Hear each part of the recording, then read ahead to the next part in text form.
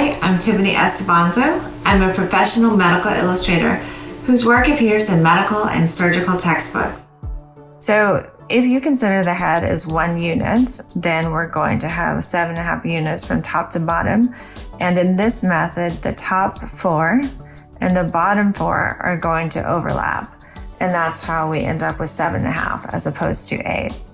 So just to run through it, that would be the top of the skull to the chin, and the chin to the nipples, or I kind of prefer to think of it as like mid-rib cage, because obviously nipple location could be very different from one person to another, especially on women.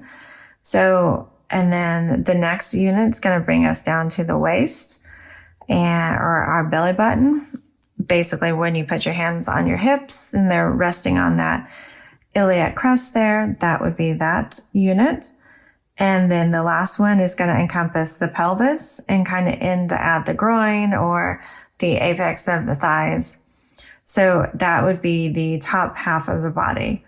And then the bottom half, you can either measure up from the heel, or you can just start halfway through that last section and go down. And that would be starting at the hip joint. So where the femur hits the pelvis, or kind of like the widest part of your hip, essentially.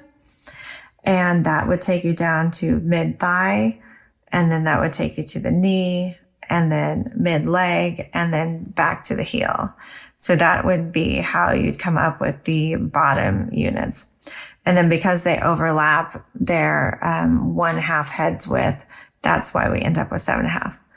And then arm-wise, we're about 3 units. So the top of the arm to the fingertips would be 3 head units. So just something else to keep in mind. Width-wise, we're a little bit less than 2. And that's another one of those things that's very variant depending upon the person.